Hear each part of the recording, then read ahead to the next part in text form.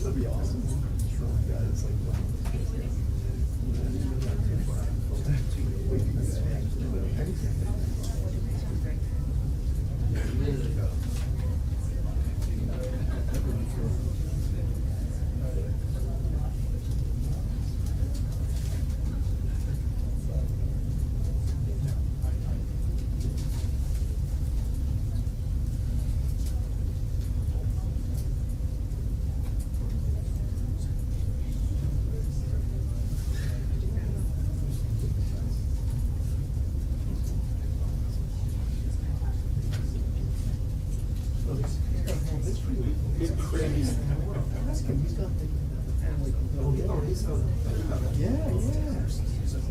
He's on the board.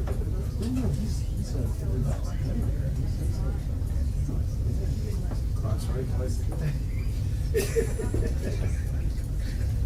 he's on the board, but then Twitter, it's the worst. Yeah, I know.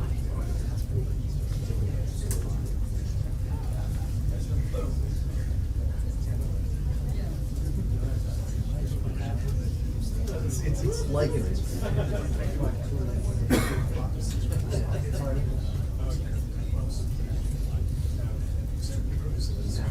For a while,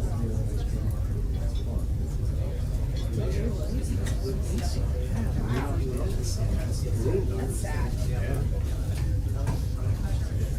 We might have been able to get like ice cream sandwich. Very crazy.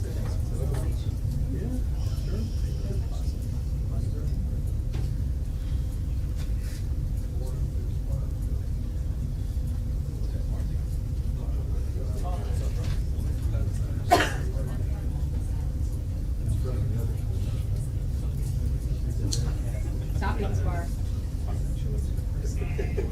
No, I support them. I support the frozen yogurt push. I support it.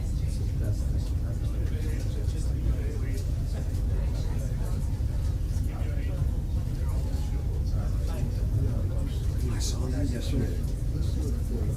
Watching this. The Easter Bunny taking out Teddy at the game yesterday. Did you see that?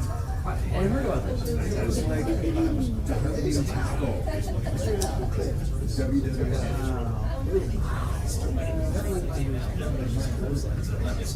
Totally. He was about to win too. He was just about to win, and then the Easter Bunny took him out. That's a good catch.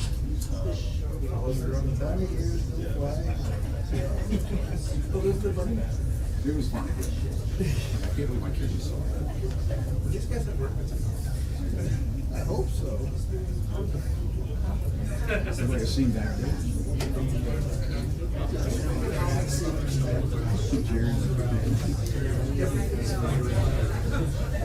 You're exactly.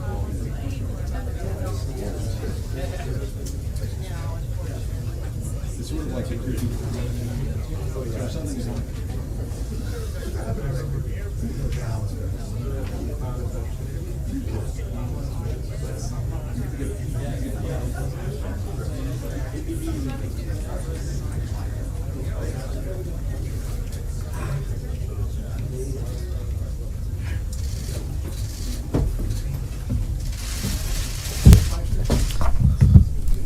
Good afternoon, everybody.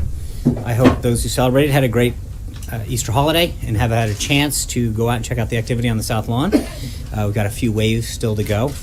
The President and the First Lady welcomed thousands of families here to the White House this morning for the 139th annual Easter egg roll. When it's all said and done, we'll have had thousands of guests, including many active duty military, veterans families, children from local schools, patients from local children's hospitals, all here to share in this historic event. Right about now, the President is finishing up his regular meeting with the Secretary of State. The Vice President, of course, is currently on a 10-day trip visiting South Korea, Japan, Indonesia, and Australia. While in South Korea, The Vice President participated in an Easter church service with both American and South Korean service members and their families, and has been holding bilateral meetings with representatives of the South Korean government. The Vice President is delivering a message to the people of the Republic of Korea on behalf of the President that even in these troubled times, the United States stands with them for a free and secure future. Under President Trump, our ironclad alliance will be even stronger. Our nations will be safer, and the Asia-Pacific region will be more secure. From South Korea, the Vice President will head to Japan. I'll continue to provide updates as they warrant during the Vice President's trip throughout the rest of the week. Looking ahead, tomorrow the President heads to Wisconsin, where he'll talk about his Buy America, Hire America agenda at Snap-on Tools in Kenosha, Wisconsin. For those of you who aren't aware, Snap-on is a prime example of a company that builds American-made tools with American workers for U.S. taxpayers. We'll be having a background briefing here in this room later this afternoon with senior administration officials regarding the details of the trip. Further guidance should be coming out in your inboxes momentarily. On Wednesday, the President will sign the Veterans Choice Program Extension and Improvement Act. The President is proud to sign this legislation, which passed unanimously by the Senate earlier this month. The bill ensures that veterans have certainty and continuity of care while this administration works with Congress to develop a plan that reforms the VA system and gives our nation's heroes the care that they deserve. He'll also host the New England Patriots this Wednesday to congratulate them on their 5th Super Bowl win. And on Thursday, the Prime Minister of Italy will be here for an official visit. With that, I'll kick it off to the birthday boy, Mr. Jim Acosta. I'll take it. Thank you, Sean. Does the President have a red line when it comes to North Korea that if they cross it, they will bring about some kind of military response from the U.S.? I think what we talked about, the use of red lines in the past with respect to Syria, the President's made that drawing red lines hasn't really worked in the past. He holds his cards close to the vest, and I think you're not going to see him telegraphing how he's going to respond to any military or other situation going forward. That's just something that he believes has not served us well in the past. We did this with Mosul. We start to talk about what the action will be months in advance, and it really gives the intended recipient of action a heads up as to what's going on. So I don't think that you're going to see the President drawing red lines in the sand, but I think that the action that he took in Syria shows that when appropriate, this President will take decisive action. So let me just to follow up on that. Syria is one thing. North Korea is quite another when they have nuclear ambitions the way that they do. Right. When you talk about, well, we did this to Syria and we did this to Afghanistan, is that No, I think in the case too loose with bombastic rhetoric? No. I think, and again, I please don't read too much into that in terms of trying to make an analogy on the action. I think it's quite the opposite. But I think with respect to North Korea in particular, the President had a really good meeting with President Xi down at Mar-a-Lago, where I think he's spoken extensively about the relationship that they made down there, and that they continue to work to improve. And the results of that are paying off. I think you see China playing a much more active role with respect to North Korea, both politically and economically. That they can continue to apply pressure to achieve results, and I think we're going to continue to urge China to exhibit its influence in the region to get better results. But North Korea did launch that missile. They did launch I understand that, and it failed. We're well aware of what's going on. We monitored that situation. The President was kept up to date, as you know. But I think that we're going to continue to work with China in particular to help find a way forward on this. John. Thanks so much, Sean. The President, as you just mentioned, has spoken about this relationship that he's developed with President Xi. And President Xi would be leaning on the North Korean government to prevent the kind of attempted missile launches like we saw over the weekend. It seems as if that effort in terms of leaning on North Korea did not work. In addition to that, the Vice Foreign Minister of North Korea said to the BBC today that North Korea will test its missiles on a weekly, a monthly, and a yearly basis. So my question is, what kind of pressure is China putting on North Korea? I think this goes back to the nut of what Jim was asking, which is I think for us to telegraph what we're going to do or what we're going to ask others to do would not be a smart strategy to lay it out on public. But I think that if you realize, for example, on the economic side of things, China is the #1 importer of North Korean coal. I think to see them curtail some of that has a real economic impact on the region. There's a lot of economic and political pressure points that I think China can utilize, and we've been very encouraged with the direction in which they're going. But it seems as if North Korea is essentially, just based upon what they tried to do over the weekend, thumbing its nose at even China because of what they attempted to do. I understand the question. I think we're just not there yet. We've got a lot of tools left and a lot of conversations that are ongoing, but let's not get ahead of ourselves. I think we've had a very productive direction that we've seen China move in, and I think there's an agreement, I think, by everyone so far that a nuclear capable North Korea is not in anybody's best interest, and I think we're going to continue to work with the Chinese in particular on this case. Caitlin. What was their review of the White House visitor logs? What was the extent of that review? I'm sorry, what was the extent of their review of the White House visitor logs? What made you change your mind to not continue releasing them? I think, as was noted on Friday, we're following the same policy that every administration from the beginning of time has used with respect to visitors log. We will comply with both the Federal Records Act and the Presidential Records Act as stated by law. Well, why does the president object to people knowing who is coming in the White House? Well, it's not a question of objecting. It's about following the law.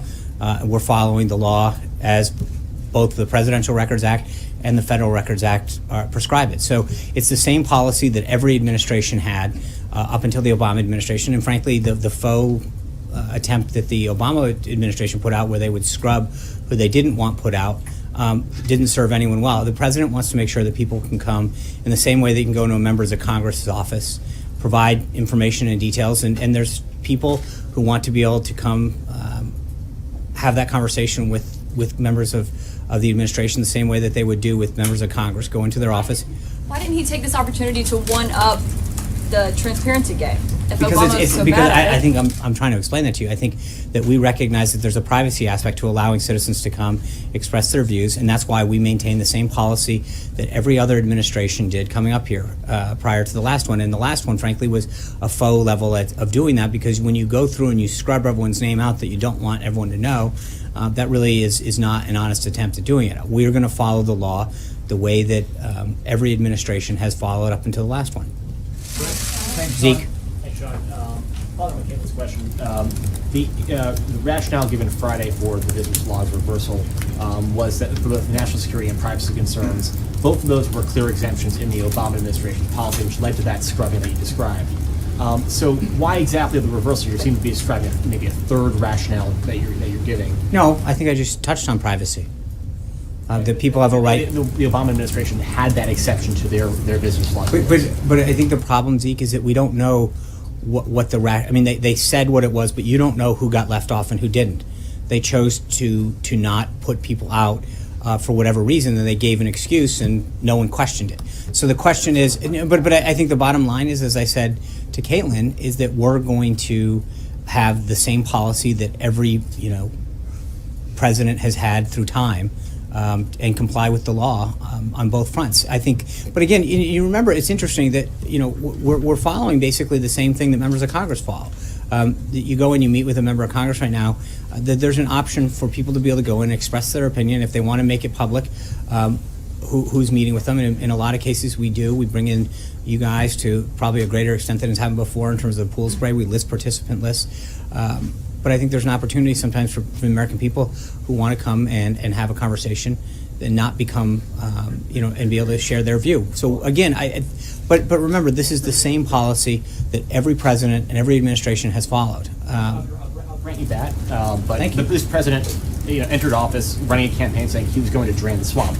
So under this existing policy, a lobbyist, the president has decried, on the campaign trail and stop a Washington insider, members of, of the swamp can walk into the White House, and there is no recourse to the public to hold the president to account. I think you guys, the visitor logs to all the White House components, OMB, the Council of Economic Quality, U.S. Trade Representative, Office of Science and Technology. What I'm saying is all of those that are subject to the Federal Records Act, we're complying with all that, and we're complying with the Presidential Records Act.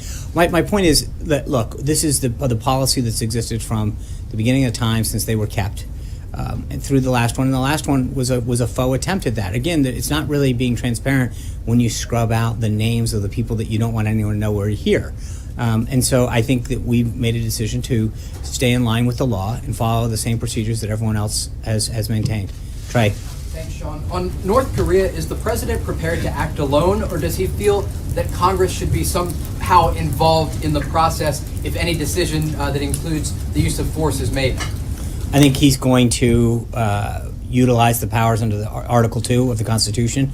I think what you saw with respect to the action that he had with Syria, he made sure that members of Congress were notified of his action in a very, very short amount of time.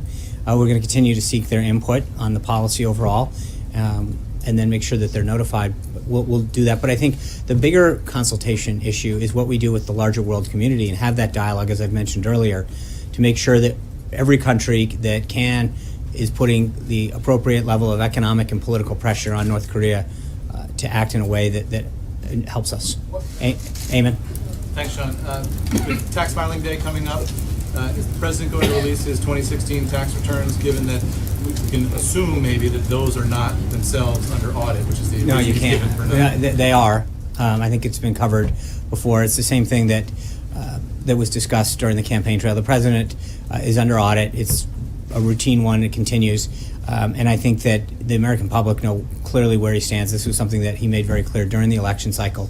Excuse me. And hold on. And so the one time that it was done, I think the people understand, how successful the president's been and how much he's paid in taxes. So, but it's the same. We're under the same audit that existed, and so nothing has changed. As you know, the IRS never comments on individual taxpayer Right. information. This obviously is an extraordinary case involving the President of the United States. The President could authorize the IRS, presumably, to go ahead and confirm that he's under audit and to give us some details about that Yeah. audit, what years, how long this is expected to take, et cetera. Will the President authorize the IRS to confirm that I he think is the in fact president's under view audit? on this has been very clear from the campaign, and the American people understood it when they elected him in November. Hallie. We got to fly in. Thank you. Always looking out for me, John Roberts. Political leaders in Hawaii are reviewing plans for emergency plans in case they are attacked. Does the president believe that the level of tension between the United States and North Korea is at the point where we should start reviewing emergency attack plans? So just to be clear, and again, I'm not going to get into, I would just tell you that there are military contingency plans for almost every scenario in a numerous aspects around the world, here at home, everything from humanitarian relief to refugee crises to attacks. That is standard military procedure to have those kind of things. So to make that in any way, shape, or form sound new would be a mistake. It is a standard operating procedure of the military to plan for contingencies in a number of operations in a number of hotspots throughout the world on a regular basis. And with respect to Korea in particular, that's been going on for decades. I'm just wondering, how high does the president view the threat level from North Korea? Again, I think the president's made clear we're aware of the activities that they've engaged in, and we're monitoring them, and the national security team continues to keep them up to date. Just one more on that topic. One of the reasons why successive administrations has chosen to negotiate with the leaders of North Korea is because it's believed that there are no good military options to deal with. Does this president believe that there are viable military options for dealing with North Korea? Again, Well, I'm not. telegraph- I what you may or understand may that, not but I think taking anything on or off the table is in itself limiting your options to some degree, and so I'm not going to even discuss that, Julie. I wanted to ask a couple of questions about the situation in Turkey. Mhm. Is the president concerned at all by these reports from international monitors that this referendum that gives President Erdogan these sweeping powers had irregularities in it? My understanding is there's an international commission that is reviewing this and issues a report, so 10 to 12 days, and so we'll wait and let them do their job. There were international monitors throughout Turkey, and we'll let And the. what would he like to see Erdogan do? Would he like to I see think him at this hold point, right I don't now think, while that I think happens? we'd rather not get ahead of that report and start to make decisions without knowing. There were observers there, as there routinely are, and I'd rather wait and see. And just beyond the irregularities, just the act that that Erdogan is going through to try to accumulate these powers, what does the president make of that? Again, I'm not going to, they have a right to have elections, and their people participated in that, but before we start getting into their governing system. Let this commission get through its work. Steve. Sean, when Vice President Pence says that regarding North Korea's strategic patience is over, Right. what does that mean exactly? The era of strategic patience was a policy that the Obama administration enacted to basically wait and see. I think we have now understood that policy is not one that is prudent for the United States, and I think that's why you've seen stepped-up efforts, particularly with respect to China, and that's why I think the relationship that the president really is building on from the time that he spent down in Mar-a-Lago with President Xi is hopefully going to produce results. And so part of it is to actively engage with world partners like China in particular that have economic and political influence that they can utilize. What would it take to restart some sort of talks with North Korea? Well, let's see. Again, I'm not going to get ahead of the policies right now. I think we're seeing some active engagement with China, and that's helpful. So let's see how that goes. Allie. Thank you, Sean. I have two for you on North Korea. You're doing it today, you've done it before, you've stood at the podium and said you don't want to telegraph moves that the president will make because you want to preserve that element of surprise. A Kremlin spokesperson said today President Trump is more impulsive and unpredictable than Kim Jong-un. At what point does this strategy of unpredictability become a liability?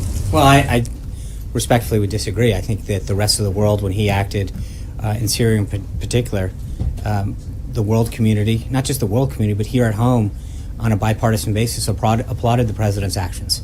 You see unpredictability as an Well, asset? I think absolutely, but it's not. I think that you have to look at the flip. I mean, I talked about it a minute ago. When you look at some of the actions that we've taken in the past, Mosul being a good example, where we leaned in and started to explain what we're going to do and when we're going to do it, that takes a huge element off the table of not only surprise but achieving the effect that you're trying to do.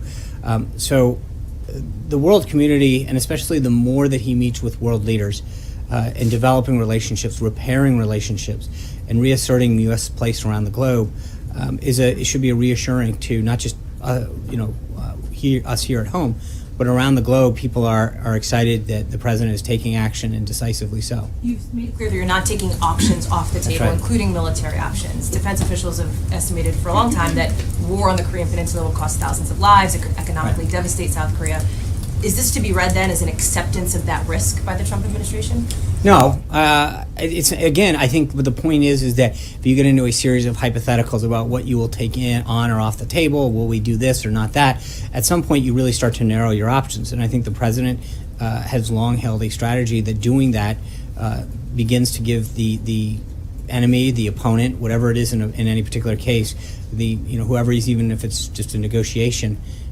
The options of knowing where to go and where not to go. And so the president's been very clear that not taking options off the table gives us a stronger hand. So do you accept the risk of war? I didn't no, because again, by what you're trying to do is to get us to take something off. I think at the end of the day, we will always act in America's best interest to ensure that our national interests are protected. And so if we were to say that we're taking something off the table in any way, shape, or form, that would limit what we have to do. We are going to make sure that we do what we have to protect our national interests. And obviously, with respect to South Korea, we've been very clear. The Vice President spoke very clearly about the need to strengthen and cement the alliance that we have with South Korea during his visit. I don't mean to belabor the point, but I just want to be clear because I want to flip the coin, right? Which is something you talked to us about. If you're not taking options off the table, if you flip it, then that can be read as you're accepting the fact No, that I think that's a crisis could stretch. escalate Right, in South Korea. that's a stretch. I think don't. That's the point. I'm not. No, it's not a question of taking the risk or not taking the risk. Again, you can start to go down a very dangerous path of, will you use this? Will you not use that? The president's very clear, and I think that everybody who's been briefed on him, and I think when you look at the quality of the national security team that's surrounding him, by all accounts, probably the best in our nation's history in terms of all across the board, you know that the president is getting unbelievably sound and strategic advice on how to protect our national interests. Brian. Last week you dismissed, I think it was when Hallie asked the question, you dismissed North Korea and said it isn't a threat if you can't go through with it. So what changed? What's our goal in North Korea? What's the strategy? And what's your response to the critics who say that this is just blue smoke and mirrors to hide some of the problems on the White House staff and some of the failing domestic social agenda? I don't think there's anybody in the world who would not believe that North Korea's actions are both provocative and a concern. So the actions that we're taking are extremely that it was they're appropriate and justified. What we're doing is working with the world community And as I've mentioned multiple times today, especially China, which is really acting in a historic way to ensure that our national interest and the safety of the peninsula is protected. So what about the Francesca. follow-up there is what about the criticism from people on the Hill who say you're just hiding a domestic agenda that isn't working? I've never heard that. I haven't heard that criticism. Well, actually, I have. Okay, well, then we travel in different circles. But I don't think that there's anybody who honestly believes that after seeing the launches that they're taking and the work that they're undertaking, that any attempt to protect our country and our national interest is anything other than the right and justified thing to do. Francesca. Thank you, Sean. This morning in an interview, you referred to the missile launch as an unsuccessful military attack. That contradicts what other White House officials have said. It was an unsuccessful launch. Okay, so you just misspoke in the Fox and Friends interview. There's no specific evidence that this was some sort of No, an attack. it was an unsuccessful missile launch. Okay, thank you. You're welcome. Glenn. Sean, you talked about the end of strategic patience, two questions, in the context of attempting to expand China's role in pressuring North Korea. Do you believe China has the power to change North Korea's behavior if they choose to do so? And then a follow-up. That's a good question. I think they can definitely try. There's economic and political points that they could be pushing. Whether or not they achieve that outcome is yet to be seen. But I think that there's a lot of influence that they could exhibit in both of those areas, and we'll have to see. And that's, but it's clearly the prudent thing for the president to do, to try to build that relationship with President Xi and see if we could achieve an outcome that's in all of our best interests. Jonathan? Just a follow. How concerned are you that the uptick in the language, the bellicosity, the tweets could potentially provoke unintentionally military action? I mean, is there a concern that a lot of the words that are being thrown around could have an unforeseen impact? Just explain to me, from the president's thinking, how concerned he is of the risk of an unintentional conflict. I don't think that that's there. I think we're taking all the appropriate and prudent steps. Jonathan? I've got a question on North Korea and China, but first to follow up on the tax question. You've been asked about this obviously 1,000 times. Thank you. You always talk about, well, under audit, the president says under audit. Is it time just to say once and for all, the president is never going to release his tax returns? We'll have to get back to you on that. You want, I mean, really? Really? So he may. No, I said I'd have to get back to you on that. I think that he is still under audit. The statement still stands. And on North Korea, you said that China's playing an active role, you consider an historic role right now in pressuring the North Koreans. What are they doing? Well, again, I think that when you look at both the economic front, coal in particular, that is North Korea's number one export. I think that they have taken some very helpful economic actions and exhibited positive signs on the diplomatic front as well. But again, this is something that is an ongoing conversation built on the relationship that the president established with President Xi. And I think that, as the president has noted before, I mean, we'll have to see. But it is encouraging the signs that China is showing. And the president suggested there was a quid pro quo in terms of not declaring China a currency manipulator because they were helping or going to help with North Korea. So if China does not adequately put pressure on North Korea, is he going to go back and declare them a currency manipulator? Yeah, so there's a couple things on that. Number one, they haven't been manipulating their currency since he's been in office. That's a fact. Number two is I think the president's tweet said clearly to do so at this time would not be prudent. It's not a quid pro quo. It's just saying that in the middle of them taking very positive signs to help us address the situation in North Korea, that to label them a currency manipulator, I don't think would be very productive in achieving a very, very important national strategic objective. Okay. Sean, on both the taxes and on the visitor logs, there are now ethics experts on both sides of the aisle who say this is the least transparent administration in decades. How do you respond? Well, I think that we've taken several steps to allow people access to this White House in terms of, in particular, the press. We hold regular pool sprays where we bring people in, we release participant lists. we give press the opportunity to come into the room, see everybody who's there, hear part of the discussion. So I would respectfully disagree with that. Abby? There's a new Gallup poll out today showing that 45% of Americans don't believe that the president will keep, only 45% believe he'll keep his promises. That's down 17% since early February. Given some of his reversals, especially in the last week, does he risk being seen as a flip-flopper? I don't think so. I mentioned it on the currency, on NATO. We talked about this last week. The question in my mind is looking at the issue and seeing, and I mentioned NATO, I think Matt asked it last week, where there are certain things, and again on NATO, if you go back to, I think it was September 29th of last year, he was talking very specifically about some of the moves that he was seeing NATO make in a positive direction, and already at that point encouraging them. In the case of China, they aren't, since he's been in office, manipulating their currency. The Treasury did issue a report on Friday that put them on a watch list with a number of other countries. So I know that it's easy to just take an issue and say, well, he's not, make it seem very black and white. But on these particular issues, you can see that there's movement to the president's position. I would argue that he's achieving a lot of results on the issues that he talked to the American people about. When you talk about the big issues that he promised the American people, in terms of immigration, you see immigration's down 60% at the border. On jobs are coming back over and over again. You're seeing companies talk about new job creation here, new manufacturing here.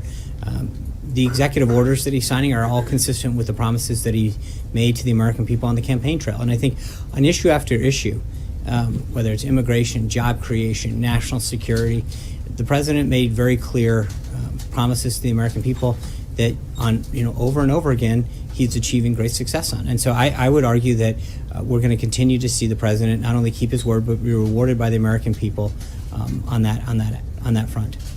On a separate issue about the president's continued travel to Mar-a-Lago or any other place where he's conducting official business, does the White House believe that those other locations should be treated like this building in the sense that you guys will be transparent about who he's meeting with and what kind of official business he's conducting while he's there? Is that a commitment that you all are willing to make? I think we've been fairly consistent with reading out who he's meeting with and what he's done, providing the pool access to his whereabouts and what he's doing. I think we generally do. Obviously, the president has time to spend with family, and he makes phone calls. We generally provide readouts of those phone calls with foreign leaders, whether he's here or in Florida. So I think we've done a fairly good job of making sure that people know who he's meeting with, who he's speaking to, and when appropriate, the context of those calls. But that's not true, Sean. Long stretches of time go by and we get full reports from the pooler saying, we've been asking the White House for information about what the president is doing. I understand that, and we don't get that information. I We can't even get an answer to whether he's golfing or not. I understand that some days that you don't get it as quick as you want.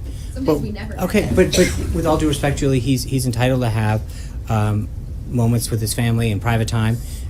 So I think respectfully, I would disagree. I think we do a very good job of getting you information, of bringing you along to events, whether he's here or at a location or even going out to dinner.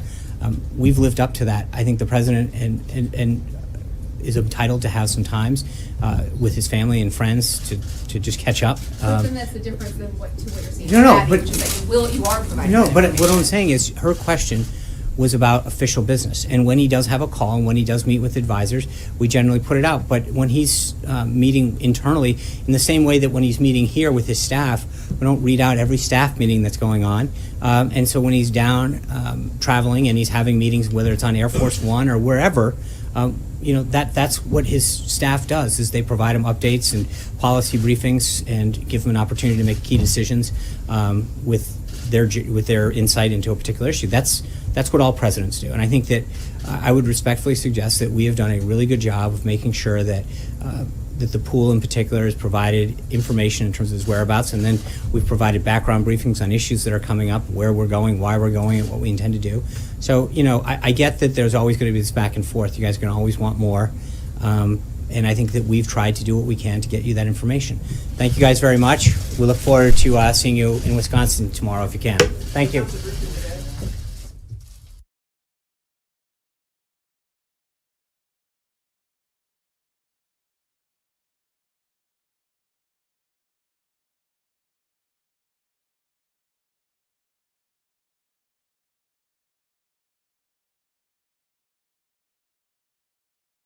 Hey everyone, sorry, it was kind of a quick finish there for Sean Spicer. I'm just getting my earpiece on here.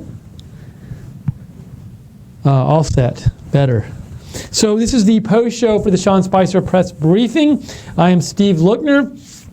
I am coming to you here live from Right Side Broadcasting Studios in Auburn, Alabama. We're going to talk about today the things that Sean Spicer talked about in the press briefing. Gave some different answers to different topics. We had some Korea questions, excuse me, North Korea. We had some questions about the tax returns. Again, that drove Jake crazy, of course, whenever they ask about those. We had, what else did he mention here? Mainly it was North Korea taxes, some questions on what China's doing about North Korea. We'll go over to some of those points, but also we'd love to hear from you. So you can either write in by direct messaging me on Twitter at Lookner, at Lookner, or emailing me at steve.lookner@rsbn.tv, or you can call in. We're going to take some calls on the post show.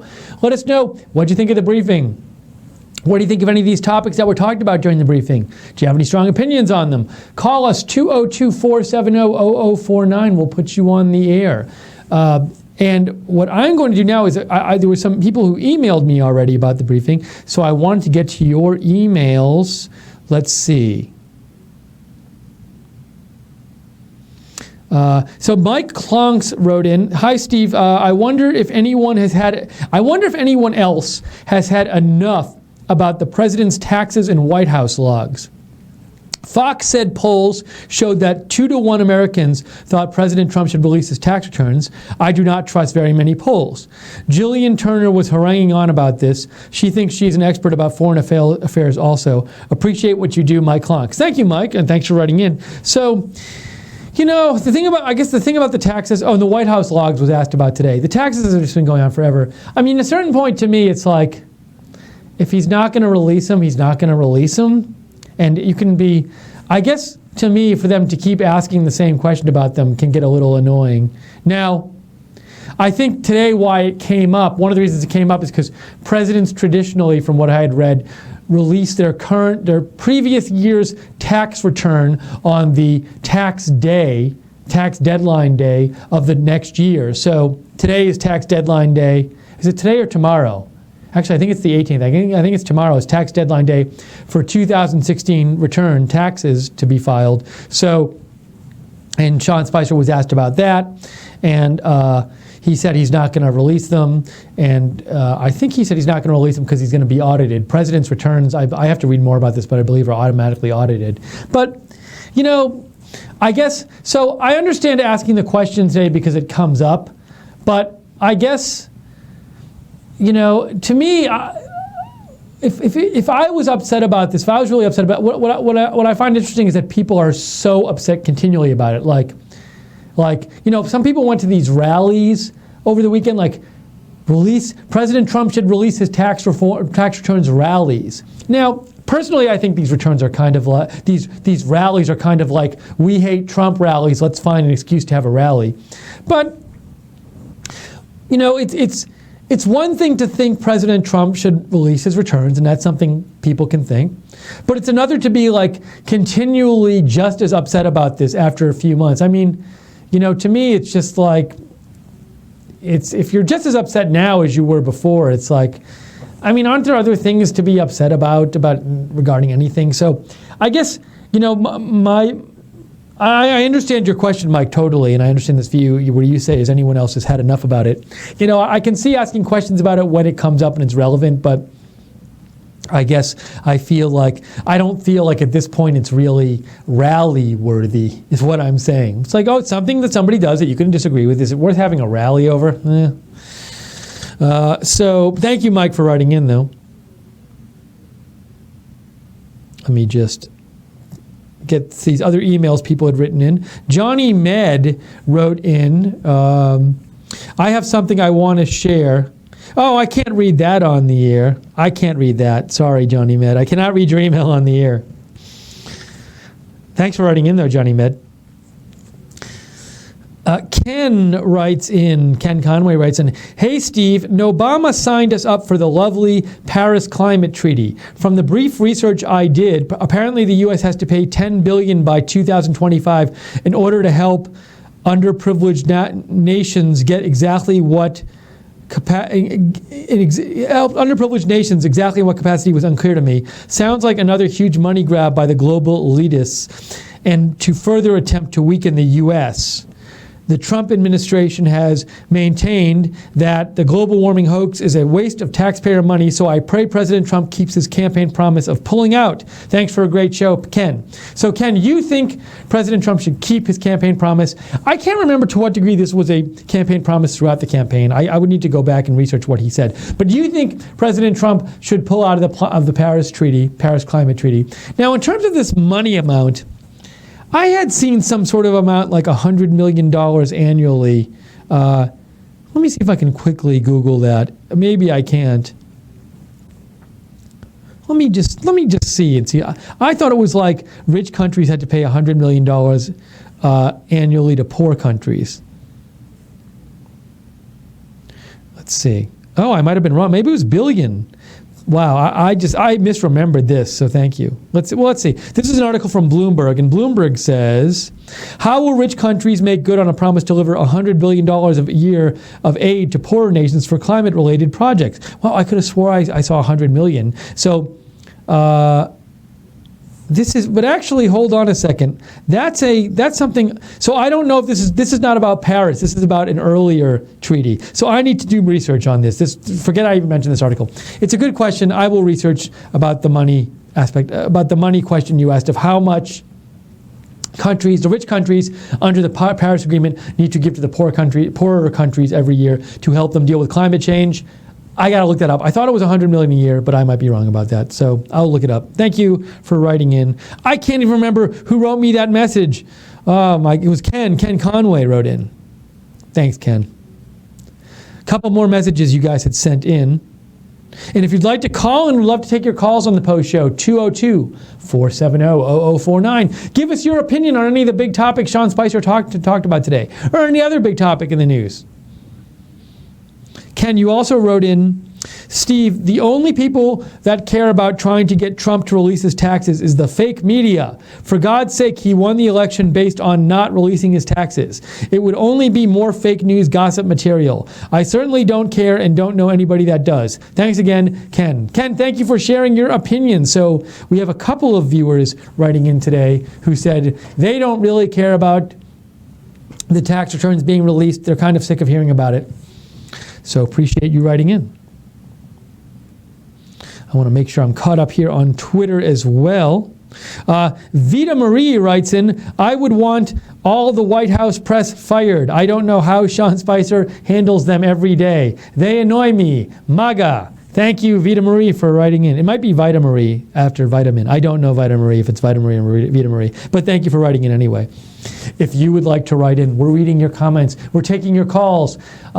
At Lookner on Twitter, direct message me there at LOOKNER, or email me, steve.lookner@rsbn.tv, or call me, 202-470-0049. While we have a second, I want to actually talk about some of the things Sean Spicer said today in the briefing. Hold on one second. Ken Conway had another message. He wants to add one more thing from Ken Conway. Ken Conway says, "While I continue to maintain that there is no reason the White House should be fielding daily questions from the negative press corps. Unbelievable how they are using a national live stage to throw out their liberal agenda and opinions. Very negative." Thanks, Ken. So another one of you expresses your view that you think the White House press corps in these briefings is too negative. Thank you, Ken, for writing in.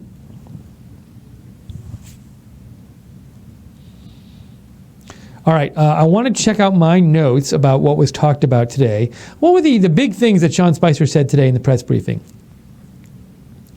Now, he did say, he started off by talking about how President Trump is going to visit Snap-on Tools in Wisconsin tomorrow for an event spotlighting the Buy America, High America program.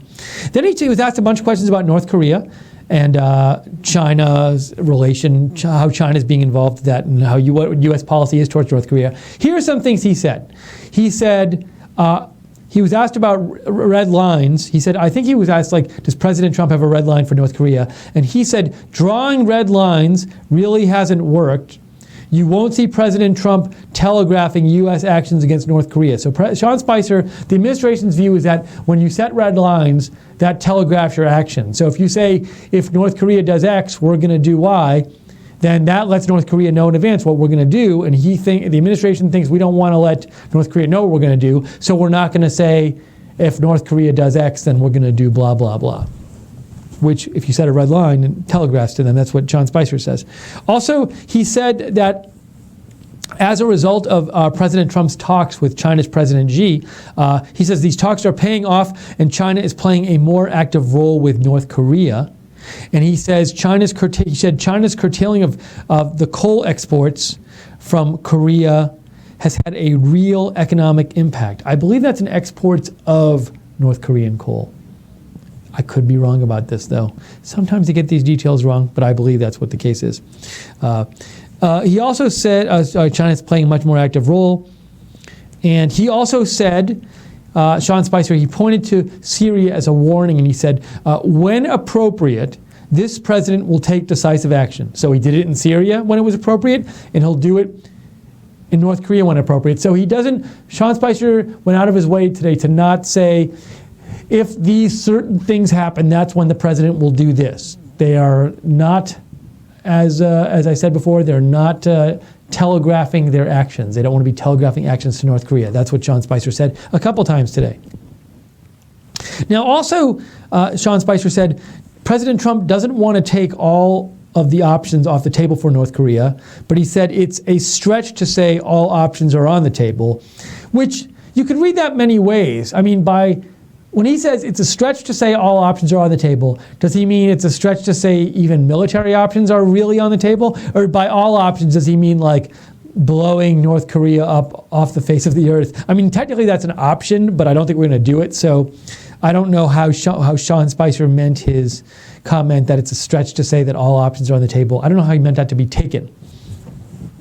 So that was kind of a summary of what Sean Spicer had to say about North Korea and the whole North Korea situation today. There's some other things he said, but I first want to check and make sure I'm not ignoring your messages, both on Twitter and on email and on phone call. JC writes in, hi Steve, it's JC. Hello JC. I wanted to say even North Korea failed with their launches. I say we bomb them harder now. So you think, now why, JC, do you think we should bomb them harder now because they tried to launch even though it failed? Is that what you think? They tried to launch when we had warned them not to?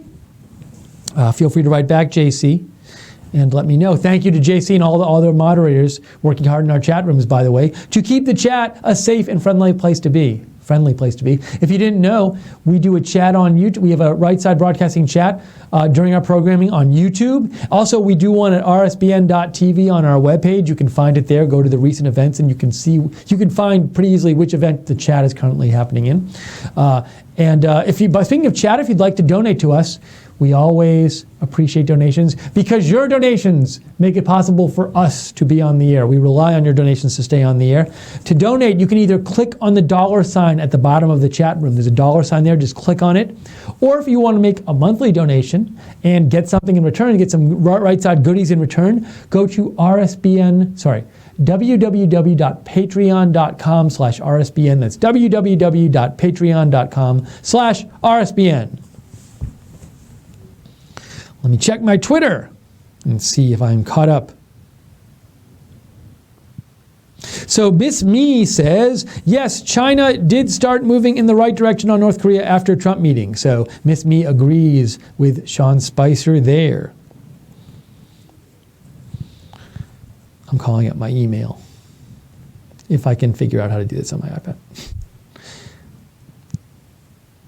Okay, and now let me go back and talk about some more of what Sean Spicer said in the briefing today. By the way, yes.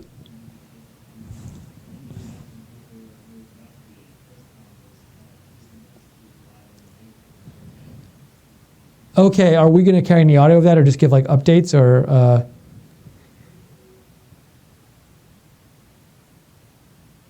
I think we lost Jake for a second. Anyways, Jake just whispered in my ear that there's going to be a press conference very soon from law enforcement. I'm not sure which exact law enforcement, on the manhunt for Steve Stevens, who is the person who killed in this awful, awful, awful incident this weekend, yesterday, killed an older gentleman on Facebook Live. Some of you might have seen this terrible video, just terrible incident. And there's a nationwide manhunt because he might not be in his original state anymore. He was in the Cleveland area originally. There's a nationwide manhunt going on for this person. And there's going to be a press conference about this soon. I'm not sure that, I don't believe we can carry it, but I think if we get any updates about it, Jake will be able to whisper them in my ear. So just to let you know that is happening. Now, as for Sean Spicer, I also want to mention, if you'd like to call in, we'd love to have you call in. Let us know what you're thinking about any of these events today. 202-470-0049, even if you just want to talk about what you thought of the press briefing itself. What do you think of it? Let me know.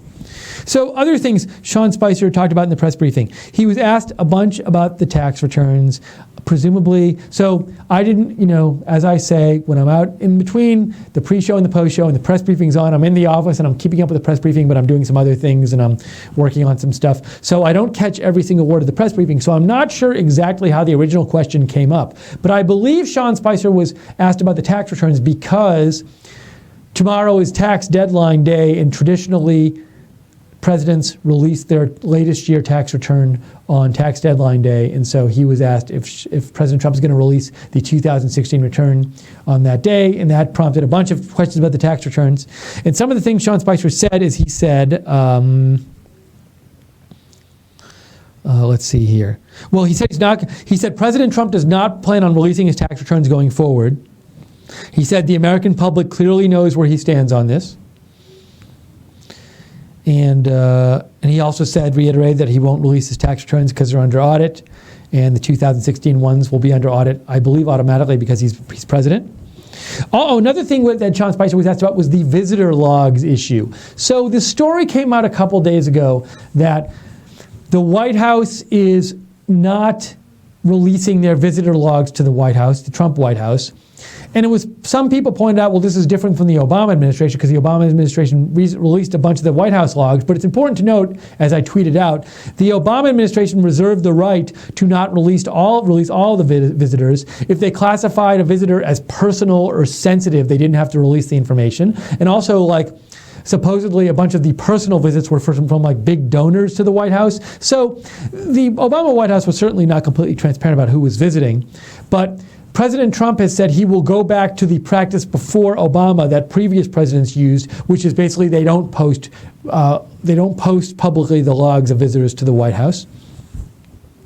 And Sean Spicer had some things to say about that. He said we're following the law with this white visitor log policy. And he said the faux attempt by the Obama administration, the fake attempt, scrubbing names, doesn't serve anyone well. He also said about not posting the visitors to the White House, there's people who want to be able to come and have that conversation. There's a privacy aspect. So the administration thinks it's important to have privacy with White House visitor logs. He also said we're going to follow the law the way every administration has followed it up until the last one. And let's see. He also said we're following basically the same procedure with visitor logs that members of Congress follow. So those were some comments about Sean Spicer made today about the White House visitor log policy, which was asked about a bunch of times. Let me check here. Oh, we have a couple more messages I want to get to. David Obst writes in, David, if I can open your email. See, when it's the most recent email and I try to open it, sometimes it gets fidgety.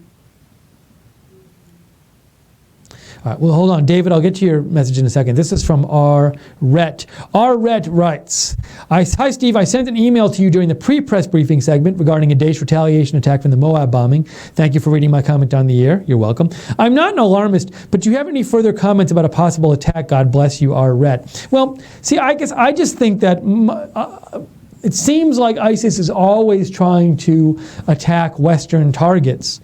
So I have to imagine that Now perhaps they want to do something in response to the Moab bomb, but perhaps that'll just be something they talk about if they attack another target. I mean, I don't have insight on what ISIS does, how they plan their schedule. But, another thing that happens with ISIS that makes it, with these terrorist attacks, it makes it extra unpredictable, is that a number of these terrorist attacks, the ones recently, have been carried out by people who were supposedly inspired by ISIS and maybe talking to ISIS people online, but they weren't members of ISIS themselves, or they weren't full-fledged fighting in Syria, fighting in Iraq members of ISIS. They were like lone people who were, say, in England or in some other country, and they just decide to carry out an attack.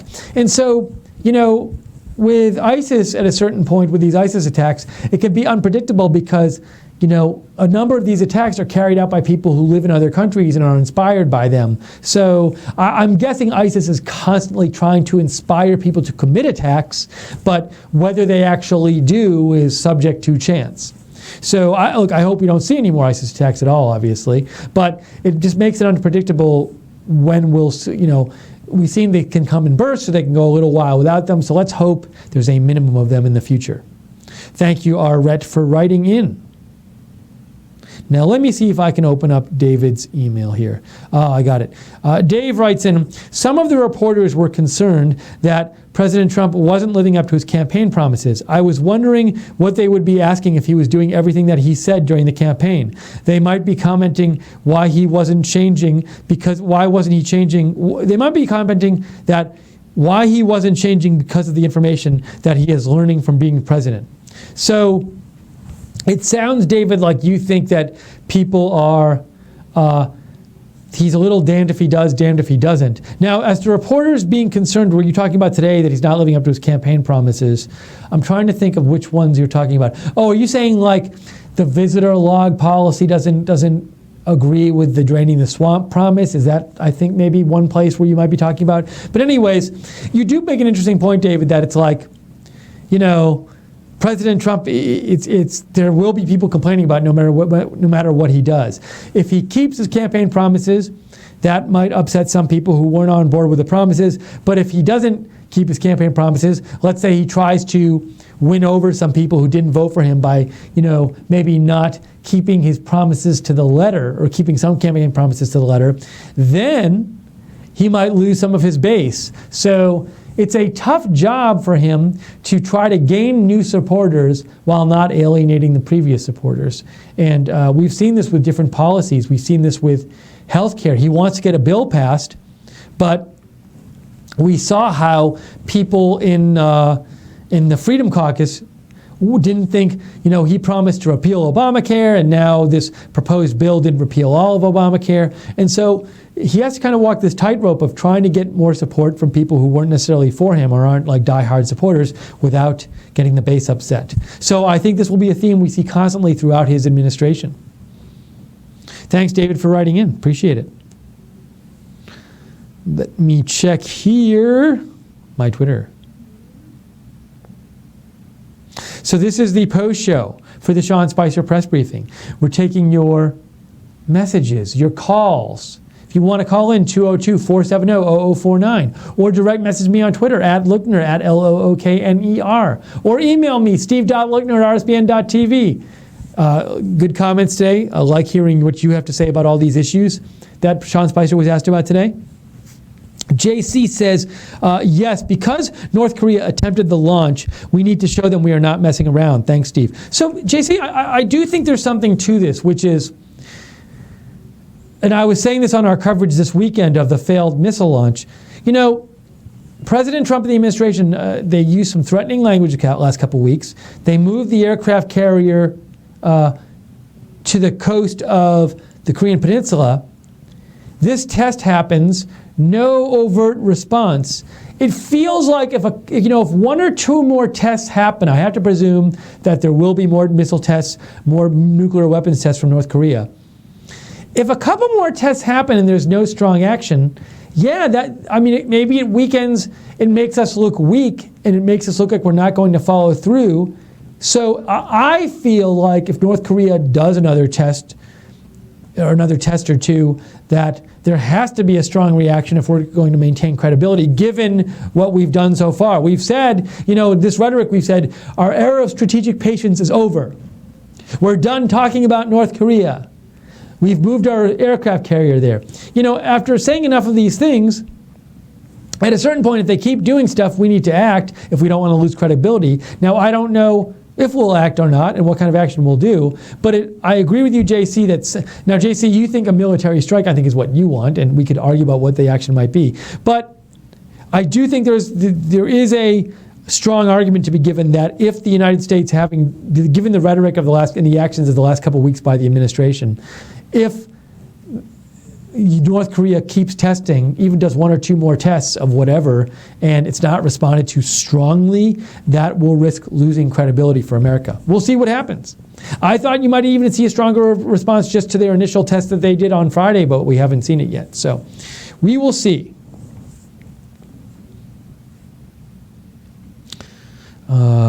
This is from Cam Forsberg. Cam, thank you for writing in. Cam says, Sean Spicer did a great job of addressing how President Trump negotiated with China to strong-arm North Korea to avoid World War III. Very good. So, Cam, you approve of what Sean Spicer said happened, which is that China has been helping us try to pressure North Korea. And Sean Spicer said this was thanks to the negotiations with President Trump, the talk with President Trump. And so you are on board with what Sean Spicer said there, and you approve. Thank you, Cam, for writing in.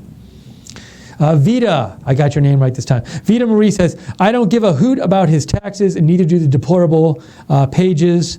Give a shout out to live chat for me. Say it like Vita. So Vita Marie gives a shout out to the live chat for you. Thanks, Vita, for writing in. Okay, and Jake, if you know more on this press conference about the police, about the pursuit of the murderer in Cleveland, yeah, so is the idea, are we carrying it live, or are we just going to give reports if we get them? Is that the idea? So if any reports come out from this press conference, Jake has an eye on it. He will say something in my ear. For now, we are taking your comments, your questions, your emails. A lot of great comments so far. Love all the participation today. Always love hearing from you, no matter what your view is. We love hearing from you. We love letting you get your views on the air. Because we say Right Side Broadcasting Network, it's not just us and then you're the audience. You are part of the network. So as a part of our coverage, we always want to hear what you have to say about things. So whatever your view is, feel free to write in or call in 202-470-0049. No calls today. Some days we get a lot of calls and no comments and a few comments. Some days we get lots of comments and fewer calls. You never know how it's going to be. But I'm happy with either of them. There were a couple more things that Sean Spicer said, which I haven't talked about yet, so I want to talk about those things in the briefing. What did he say? Let's see here. Oh, another thing the press asked about was there was a question on why sometimes is there no info on President Trump's activities when he goes to Florida. So sometimes President Trump will go to Florida and then there'll be like a 4-hour window or something where he might go to one of his properties or go out in Florida or go golfing, and they don't say where he's going, or they say we know he's going golfing, but we don't know who it's with. But I think there was some time this week where there was just it was not reported what he was doing. Somebody asked a question about this, and Sean Spicer said, look, the president is entitled to have moments with his family and private time, and that's why there's sometimes no information on his activities in Florida. I don't know if he was saying that also as a response to say, I don't know if he was addressing that to just Florida or other times that the president might be visiting a property or somewhere else. Don't know. I didn't catch that. Okay, let's see here. Let me check your emails, messages, see if I'm all caught up. Well, that's not your email.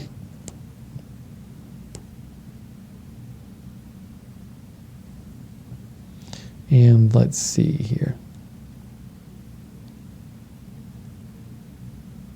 All right, so I'm caught up with that stuff, and we're waiting to see if this press conference starts and to give you any information on the press conference about the police manhunt for the suspect in the horrible Facebook Live murder this weekend. I will say this. So this week I think is going to be, it's a week that for the North Korea situation, that can change very fast.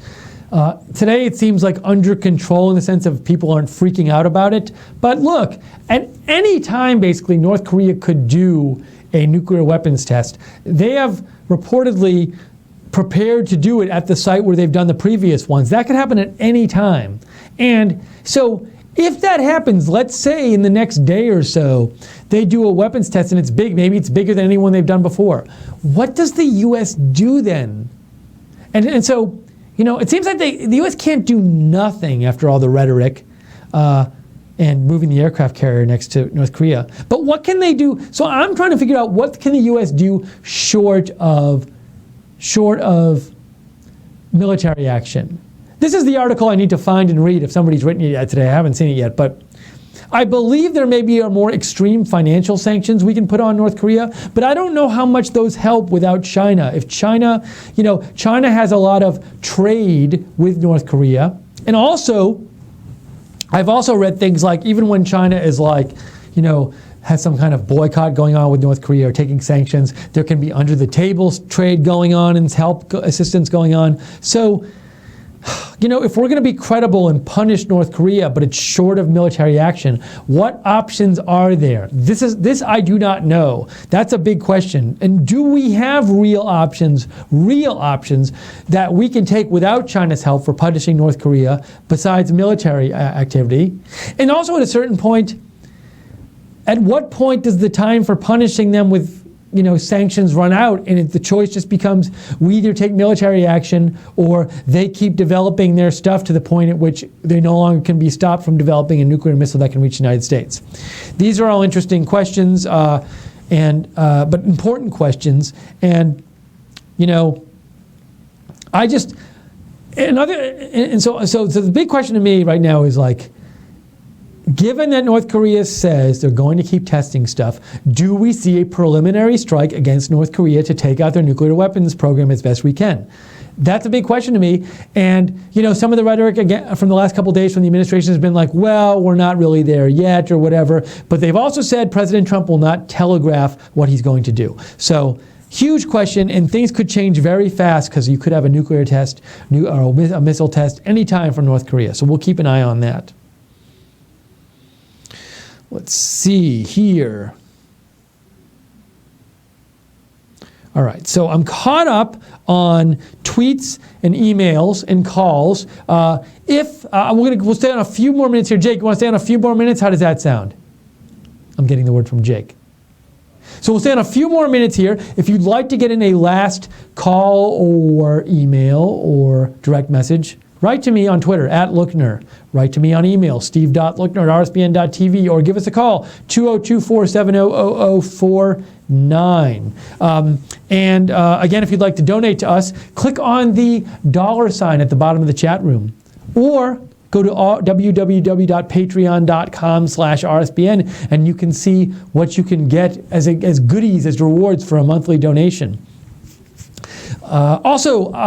Follow us on Twitter @RSB Network. Please follow us on Twitter. You can we post updates about all our programming, but we sometimes post like fun stuff, about the administration or other stuff we hear, have some conversations with viewers. Follow us there, subscribe to us on YouTube. What do you call it on Facebook? Like us or follow us on Facebook. We have a Facebook page too. Right Side Broadcasting on Facebook. We were just talking, another kind of a random thing. We were talking in the office today. We hope there's another rally soon that we can cover. It's been a few weeks since there was a rally. We'd love to cover another one for you. So hopefully there'll be one soon. We'll see. We have, as soon as we get this information, we will bring it to you. So we'll let you know if we hear about a rally. We will let you know. But we would like there to be another one somewhere. And I'm just checking real quick on my Twitter here to see if there's any updates about anything about this manhunt. So the police are supposed to give an update about it soon. And anything else to say? There was also a report I saw a report online, this was from News Source LA, that said, relating to this manhunt going on for this Cleveland killer that might have left the state. There was a report from News Source LA that 8 Philadelphia schools were locked down after reported sightings of the Facebook killer in a nearby park in Philadelphia. That has not been confirmed, however. Boog Rowe writes in, hi Boog. Boog says, Steve, Arkin Seton, the man charged with killing 5 people in a shooting at Cascade Mall in Burlington, Washington, last September was found dead Sunday night in jail, hung himself. Thank you for writing in, Boog Rowe. I hadn't seen that report anywhere. So if you want to send a link, feel free to send a link, but that's an update about that story. Thanks, Boog. And, I should talk about what's coming up tonight on Right Side Broadcasting. So I think, Jake, tonight, do we just have Nick and Wayne, correct? Jake might be on the phone, though, dealing with that. So I can guarantee you people tonight that we have Nick Fuentes, America First with Nick Fuentes at 8 p.m., and Wayne Dupree Show at 9 p.m. I think that's it for tonight. Jake will correct me if I'm wrong about that. Please tune into our shows. Sorry, just housekeeping here. So this week, what's on the schedule? So Sean Spicer did say President Trump will be speaking in Wisconsin tomorrow, so we'll plan on bringing that to you live. I'm guessing we will have footage of that we'll bring to you live. We have the North Korea stuff going on this week. We have some kind of announcement, I would think, about what President Trump is going to do about the policy on the 2015 Paris Accord, which commits us to this international agreement on which we will take action to minimize the amount of greenhouse gases and restrict the amount of greenhouse gases being released into the air, and thereby restrain how much the temperature of the Earth will go up. And the big question whether President Trump will want to pull out of that treaty or not hasn't been decided yet. So we'll bring you updates on that. We'll bring you a breaking news update if that comes out. Also, that travel ban, people forgot about that. Well, the hearings aren't that in the appeals court on that aren't for a couple weeks, but we will keep you posted if we hear anything more about that. So I think a bunch of stuff happening this week, and as we all know, there has never been a couple days in this administration without something new coming up. Something new always seems to pop up. So if there's breaking news, we will cover it live for you. We will jump in and cover it live. No matter if it's the weekend, we did some coverage this weekend, or if it's late at night, if we're awake, we will cover it for you. So that's that. So Jake, are you there? Jake, can you hear me? Okay, so I think the press conference hasn't started yet, correct?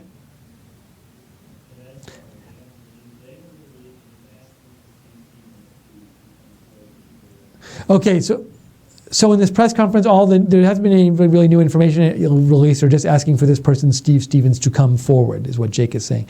Okay, so Jake, I think we're going to wrap this up now.